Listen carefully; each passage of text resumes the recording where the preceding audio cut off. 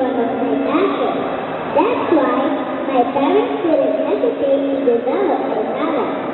As a result, I wasn't only recognized in our school and community because of my scholarly accomplishments, but because of my God-given gift in singing. Thanks to Phil Army's Pop Music and Talent Center, especially to my golden teacher Phil, for refining my talent and for bringing out the best in me. Most especially, I would like to say my heartfelt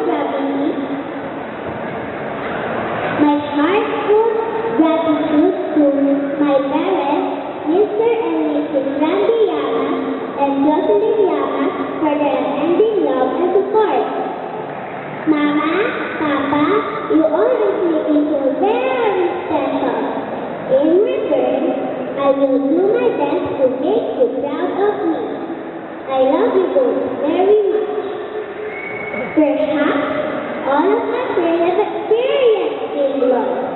Perhaps you would agree with me that there is no greater feeling than being loved by someone special. And perhaps it is always best if you always hear L-O-V-E, love, and not just the word perhaps. So everyone, fasten your seatbelts, relax, and sure you will enjoy my next song.